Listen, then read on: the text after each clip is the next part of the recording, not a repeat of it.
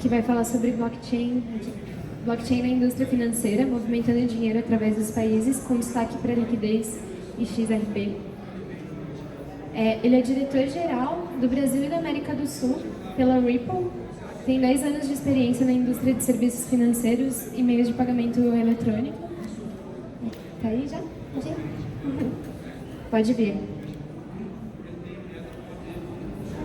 Obrigada, Luiz. Bom, boa tarde a todos. Prazer aqui estar aqui com vocês. Eu quero agradecer ao pessoal aqui da Blockmaster Fórum, né, e a todos vocês pela atenção. Meu nome é Luiz Antônio Sarco, como apresentado, eu sou responsável para o Brasil e para a América do Sul. E o tema da nossa apresentação de hoje vai ser movimentando dinheiro através dos países e como a gente pode fazer isso também de uma forma mais eficiente usando ativos digitais. Nós entendemos que esse tema é extremamente importante porque os pagamentos internacionais, de uma forma geral, estão nas nossas vidas há muitos anos. Desde quando nós consumimos produtos que estão nessa praça de alimentação, muitos deles são importados, então você tem um fluxo de dinheiro circulando pelo mundo, como também casos até mais simples, que nós estamos vivendo agora, por exemplo, tomando um exemplo dos venezuelanos que estão saindo de seus países, pessoas que mudam para outros países para mandar dinheiro para suas famílias, buscando outras oportunidades. Então esses tipos de experiências, eles estão cada vez mais presentes nas nossas vidas. Então quando você olha isso e vê que é possível você fazer isso de uma forma mais eficiente, é óbvio que isso tem sempre uma oportunidade para você desenvolver, então existem soluções para isso. E além disso, eu não sei aqui nessa plateia, quem já teve a oportunidade de mandar dinheiro para fora ou receber dinheiro do exterior? Alguém aqui já teve a oportunidade de mandar dinheiro para algum parente lá fora? Lá no fundo, né?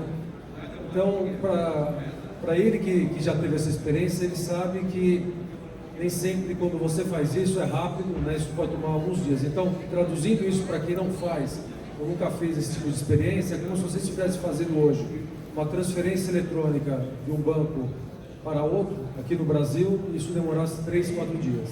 Então vocês imaginam isso daí como experiência, como ele pode ser melhorado com a tecnologia de hoje. Bom, eu tenho 30 anos de experiência atuando no mundo da tecnologia, um pouco mais da metade disso na área de serviços financeiros, atuando junto com fintechs, e é impressionante como a gente vai se apaixonando. O tema de pagamentos, de uma forma geral, é um tema que a gente vai descobrindo novidades a todos os dias. Eu estou há pouco tempo na Ripple, uma coisa mais ou menos 6 meses. A minha vivência no mundo do blockchain é relativamente recente e eu me sinto assim como se estivesse descobrindo um mundo totalmente novo, de coisas assim, extremamente bacanas, de sacadas que empresas estão tendo e como isso daí pode ser aplicado nos dias atuais. Então, o que eu vou fazer nos próximos minutos aqui com vocês é dividir um pouco essas experiências, coisas que nós estamos fazendo de uma forma concreta e naturalmente queria que vocês participassem com qualquer questionamento para que esse debate seja bastante interessante, tá bom? Vamos lá. Então, a companhia nasceu em 2012, lá no Vale do Silício. Nós já temos operações em vários países. O Brasil foi um dos últimos países que nós aportamos, então nós temos quase 400 funcionários no mundo inteiro. E o Brasil, nós estamos aqui agora desde esse ano de 2019. E o nosso foco é basicamente desenvolver soluções voltadas para o mundo empresarial, apoiadas na tecnologia do blockchain, mas principalmente olhando a parte de pagamentos internacionais. Tá? Bom, alguns dos nossos clientes, vocês reconhecem aqui nessa tela aqui vários clientes nacionais, vários clientes brasileiros, assim como outros que também são bastante conhecidos de vocês. Tá? Então, assim, começando de uma forma muito simplista, da mesma forma como o fogo, ele depende de 3 elementos básicos para poder existir, que é o oxigênio, combustível e também calor. Nós entendemos que o mundo da globalização ele depende de 3 elementos bastante importantes, que é dados, então o mundo da internet, as redes de internet hoje em dia, elas são uma das grandes os grandes facilitadores para você poder ter um mundo cada vez mais globalizado. Da mesma forma, a parte de produtos, então os produtos que hoje você entra no site, muitas vezes você não sabe nem a procedência do lugar, você recebe na tua casa, essa capacidade de você olhar produtos do mundo inteiro facilita muito esse processo de globalização. E o dinheiro, né, gente? Como que funciona isso? Quando nós olhamos o dinheiro, nós entendemos que existe um gap muito grande para fazer com que esse mundo globalizado seja ainda mais pleno. Tá? Então, quando vocês olham essas experiências que nós estamos falando, de você ter dificuldade de fazer o fluxo de dinheiro de um país para outro, você claramente tem um espaço de globalização que ainda não está sendo totalmente explorado. E por que acontece isso? Né? De uma forma geral, os problemas acontecem quando você está diante de fronteiras. Né? Então, quando nós falamos do sistema brasileiro de pagamentos, né? Então, a forma como nós interagimos, né, dentro do mundo financeiro aqui no Brasil, você vive uma eficiência muito grande. É óbvio que você pode ter sempre oportunidades de desenvolvimento, o Banco Central está fazendo uma série de incentivos, né, com projetos novos voltados à tecnologia, mas hoje você faz um pagamento com bastante eficiência. O problema é quando você faz de um país para outro. Isso não é uma peculiaridade do Brasil, isso acontece em todos os países. Você vive ilhas de processamento com bastante eficiência, mas quando você fala do mundo entre as fronteiras, você acaba vivenciando muito mais dificuldades. Tá? Então, o que nós entendemos é que tem alguma coisa que está faltando, né, para que esse processo aí seja muito mais interessante. Né? E aí, quando vocês colocam, se tem algo faltando nesse mundo de pagamentos, imagina quando a gente está cada vez mais diante de empresas como essas, né, que estão aqui, que você tem um fluxo cada vez mais intenso de transações e de tudo isso que está sendo feito, no fundo vai desdobrar em pagamentos de alguma forma. Algumas dessas empresas sequer estão no Brasil e nem por causa disso nós deixamos de utilizar o serviço. Mas por trás disso, para você ter uma prestação de serviço adequada, é importante que você tenha o pagamento seguindo de uma forma mais plena. Né?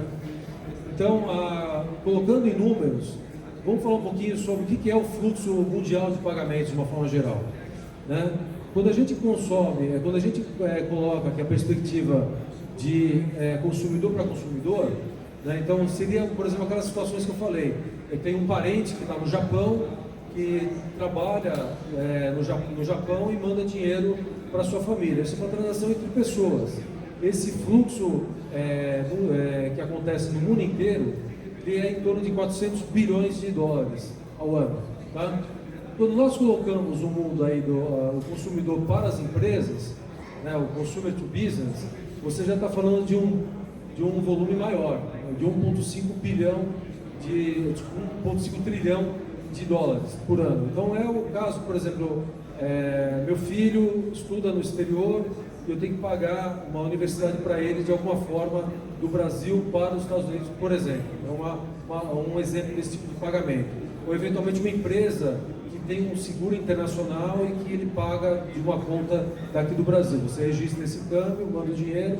Então esse mundo de transações, ele totaliza em torno de 1,5 trilhão. E aí quando você faz também, por exemplo, das empresas para consumidores, você está falando de mais 1 bilhão, mas o importante aí nessa história toda é que o mundo do B2B, né, do business to business, ele é em torno de 124. Então, o total de todo esse comércio internacional, que a gente pode estar falando de importação, exportação, transferência de recursos, remessa de dinheiro, etc., totaliza 127 trilhões de dólares, de acordo com os dados da McKinsey que foram publicados referentes ao ano de 2018. Muito bem. E para fazer esse negócio fluir, né, o que você faz? Não dá simplesmente você pegar o dinheiro e mandar para lá. Você tem que ter um banco que faz isso com você, né? E que você tem uma relação com o teu banco. O banco também ele tem que ter uma relação com um outro banco em outro país. E, consequentemente, você faz com que esse fluxo aconteça. Agora, para você fazer com que isso aconteça, a relação entre os bancos, ela demanda fundos, né? Então, o dinheiro, ele não sai daquele... O banco que tem uma conta num outro local, num outro país, ele não está com o saldo zerado, né, naquele outro país. Você vai ter um pagamento naquele outro país para um determinado fornecedor, um parceiro seu, etc. Mas esses bancos, eles mantêm relações comerciais. Então eles mantêm sediados nas suas contas, né, dinheiro para você fazer com que esse fluxo de transações aconteça. Tá? E esse total de dinheiros, né, os dinheiros diversos aí que estão espalhados por todos os bancos, simplesmente vai fazer com que esses 127 trilhões de dólares aconteçam, eles totalizam nada mais nada menos do que 10 trilhões de dólares. Então a gente está falando de uma quantidade bastante relevante de dinheiro que ficam nos bancos, né, para justamente dar o funding, dar a condição para que esse fluxo de comércio internacional aconteça das suas mais diversas formas. É muito dinheiro que está parado, né? É liquidez que poderia estar sendo melhor utilizada para fluir melhor a economia. Tá? Então, o que acontece? Nós entendemos que existam oportunidades de trabalhar isso, que é uma das partes da apresentação que nós vamos estar olhando aqui. Vamos pegar um caso de uma situação que eu estou querendo mandar 50 euros de um lugar para outro. Né? Lá no fundo nós temos um amigo ali que já fez isso daí, já mandou o dinheiro de um país para outro. Então como funciona? Você tipicamente, você vai numa loja especializada em remessas internacionais e você vai pagar um determinado valor. Você vai ter, obviamente, a taxa de câmbio, mas você vai ter uma série de taxas para você poder fazer isso. Né? São tarifas que são cobradas por esses agentes. E, invariavelmente, o que você acaba percebendo é que, quando você vai tentar transacionar nesse montante, vira exatamente isso daqui. É um pedaço desse dinheiro que ficou parado, né, no meio do caminho, em cima de diversas transações. Aí você vai falar assim, bom, mas tudo bem, então não dá para mandar 50 euros. Né? É verdade. Mas, então, para você poder ter um serviço economicamente viável, você deveria estar trabalhando com transações mais altas?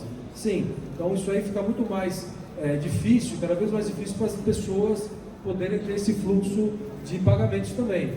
Mas a realidade é que todos esses custos estão muito vinculados aos custos de você ter as contas daqueles bancos que ficam fundiando. Então, só para vocês terem uma ideia, desses 10 trilhões de dólares que eu estou falando aqui, mais ou menos 34% se refere ao custo de manter o dinheiro parado. Então, quando vocês vão fazer uma transação e ela come esse pedaço de dinheiro, uma parte disso é justamente aquele dinheiro que estava parado.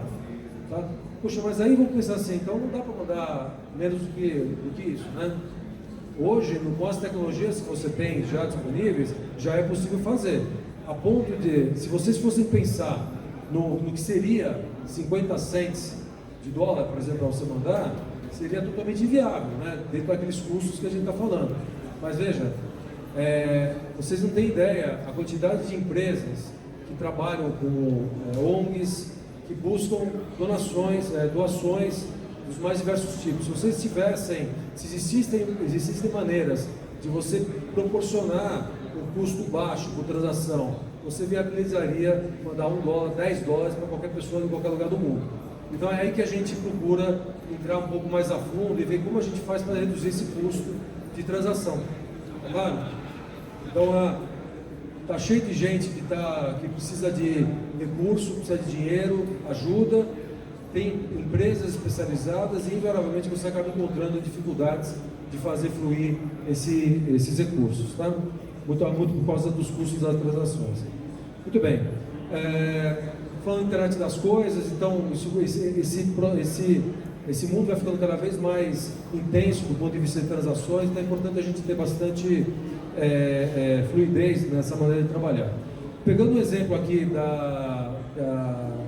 do que aconteceu na indústria, né, na navegação e tudo, antes dos containers, os processos de embarques eram feitos dessa forma, totalmente desestruturados, você não tinha padronização de carga, era totalmente intenso de pessoas, as pessoas iam avolumando os seus pacotes, e você tomava muito tempo, muita gente. Aí houve simplesmente a ideia de inventar um container, né? Isso aí da década de 50. Tá? Com o container você criou o que a gente chama da interoperabilidade, né, do transporte. Então você pode carregar um container, o container vai para o navio vai para o caminhão vai para o trem. Então você tornou esse processo interoperável, apesar de você estar falando de diversas formas de navegação, ou de transporte, né, melhor dizendo. Então, com isso, você aumentou em mais de 7 vezes o fluxo mundial de mercadorias. É exatamente isso que a gente entende que é necessário se ter com com dinheiro. Tá? Da mesma forma como aconteceu com a internet, que você tinha dados que estavam muito mais constituídos em redes mais próprias, hoje você tem uma interoperabilidade de dados que você, independentemente de onde estejam, qual é o padrão de cada uma, você conversa entre si. E a mesma coisa está acontecendo com a tecnologia blockchain. Então, quando a gente fala fazendo uma analogia, é como se quando você tem uma inovação tecnológica, você procura olhar a aplicação dela colocar para mais aplicações possíveis, né? E aqui no caso, o que a gente vai vendo é que conforme você vai tendo a maturidade, os usos específicos vão se destacando. Com isso, você pode fazer exatamente a mesma coisa com pagamentos. E no nosso caso, o que nós procuramos fazer? Apesar de você ter inúmeras possibilidades do uso do blockchain, alguns colegas aqui mostraram antes para vocês, nós resolvemos focar a nossa companhia na parte de pagamentos. E pegando o exemplo de pagamentos, nós olhamos a parte dos pagamentos internacionais, que é onde a gente vê que tem maior oportunidade de redução de atrito, de redução de problemas dentro desse fluxo internacional de dinheiro que a gente mencionou há um pouco. Então, é uma questão de foco, né? Da mesma forma como a Amazon lá atrás começou vendendo livros e virou uma grande empresa, né? Vendendo de tudo, o nosso foco hoje é basicamente trabalhar com pagamentos internacionais. Quando a gente olha a parte de pagamentos internacionais e olhando um pouco aqui a experiência, 3 a 5 dias, você tem os recursos travados, como eu mencionei anteriormente, eles tornam as transações caras e não são confiáveis. Mais ou menos 6% das transações falham quando você faz um pagamento internacional. É muita coisa. O que o mercado busca é exatamente isso, é real, instantâneo, é custo baixo, você não ter falhas e você ter claramente uma experiência melhor do seu cliente. E aí o que acontece? Por que acontece isso hoje? Porque as redes não têm conexões entre si. Aquele exemplo do container era como se você não existisse aqui. Então todas elas trabalham muito bem no seu próprio espaço, mas ainda tem um gap muito grande de interoperabilidade entre elas. É como se a gente tivesse esse tipo de situação, tá? Ou seja, você tem uma conexão que não se estabelece plenamente. E aí o que a gente costuma dizer também é o seguinte: não adianta você trocar tudo, né? Então, o colega nosso falou que nós não estamos vivendo a época das APIs, é exatamente isso. Não adianta você querer substituir tudo por blockchain ou qualquer outra tecnologia. Você tem que aproveitar e criar as pontes entre si, né, para você permitir que isso aconteça de uma forma mais plena. Que é o que a gente procura colocar. O nosso propósito é fazer com que a nossa visão é a internet de valores, ou seja, você mover o dinheiro da mesma forma como você manda uma mensagem de um celular para outro em qualquer país do mundo, em segundos. É exatamente isso que a gente quer fazer com o dinheiro. Essa é a nossa visão e a gente busca com isso eliminar os entraves nesses pagamentos. A companhia, algumas pessoas, né, tiveram a iniciativa de criar então esse Interledger, que é composto por são vários participantes, não é um projeto da Ripple, é um projeto no qual a Ripple apoia e tem a participação de várias entidades que estão envolvidas com esse tipo de assunto, que é o projeto Interledger, né? E com isso a gente busca tornar esse processo de pagamentos interoperável. Então aqui é um exemplo. Você tem uma rede dos Estados Unidos, que é a ACH, você pode estar conectado através de redes blockchain, conectando com serviços de pagamentos da Europa e junto com cartões, etc., tornando esse processo muito mais rico, interessante e rápido para todo mundo. Tá? E aí, falando um pouco aqui dos ativos, né, como que a gente procura fazer isso? Vocês lembram daquilo que eu estava mencionando anteriormente, né? Quando vocês têm hoje esses 10 trilhões que estão alocados nesses bancos, o que nós procuramos fazer é o seguinte: nós procuramos sair desse modelo tradicional, onde quando você tem, por exemplo, uma pessoa que quer mandar dinheiro para um outro país, né? Nós simplesmente evitando fazer isso de uma única forma, nós estamos procurando colocar uma forma alternativa, onde esses fundos não sejam totalmente necessários. Então nós saímos daquela situação de você ter pré-alocação de fundos para ter uma situação que a gente chama sobre liquidez sob demanda. Então como funcionaria isso? Funcionaria você, no momento que você vai precisar utilizar aquele recurso para fazer uma determinada transferência, uma remessa, você aloca essa liquidez de um ativo digital, ele é transferido para para um outro país e de lá é convertido novamente, foi sendo feito em segundos. É mais ou menos assim. Você tem aqui, então, um lado, um pagador, por exemplo, dos Estados Unidos, querendo mandar dinheiro para o México, né? Você tem uma exchange, né, digital, que essa pessoa adquire um determinado ativo, no nosso caso nós usamos o XRP, ele faz a transferência nesse ponto aqui embaixo para uma outra Digital Exchange que está localizada lá no México, e essa Digital Exchange transfere, né, para o recebedor lá no México. Tá? Então hoje, o tempo de transação fazer essa transação dentro do XRP, ele leva em torno de 30 segundos. Tá? E para você fazer o fluxo completo, levaria em torno de 1 minuto. Tá? Então isso aqui é uma experiência concreta que nós temos, né? E você, isso versus você fazer isso em 2 dias, 3 dias, com uma experiência muito inferior ao que pode ser feito nesse momento. Então é o uso da tecnologia nesse processo, tá bom? Então a gente tem aqui as explicações por que nós utilizamos o XRP, seja em custo, escalabilidade e rapidez. E aqui, já indo para o final, nós temos aqui um caso que é extremamente recente. No dia 17 de junho, a MoneyGram assinou um acordo com a Ripple. A MoneyGram está presente em cerca de 200 países, só fazendo serviços de remessas. É uma companhia que faz centenas de bilhões de dólares de remessas por ano.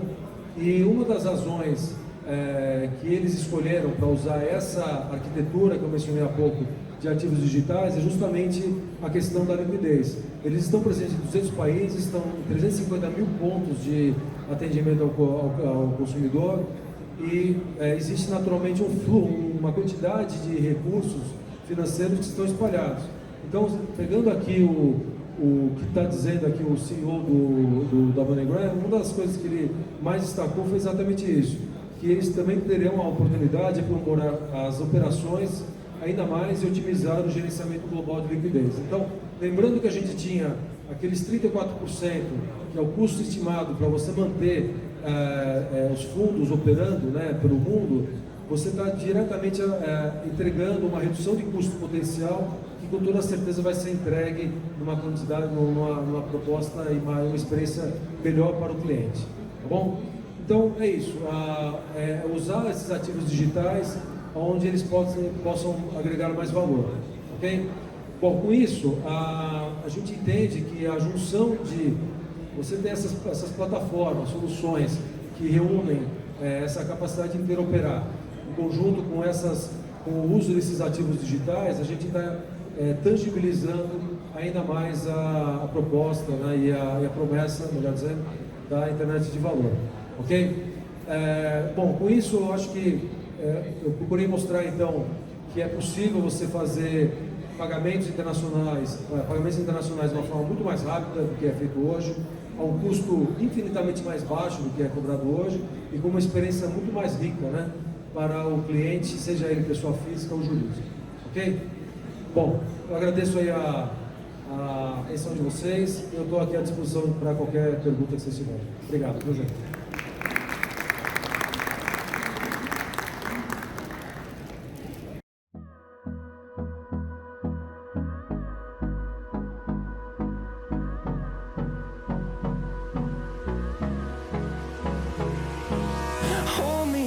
Till I get up, time is barely on our side. I don't wanna waste what's left. The storms we chase are leading us, and love is all we'll ever trust. Yeah, no, I don't wanna waste what's left. And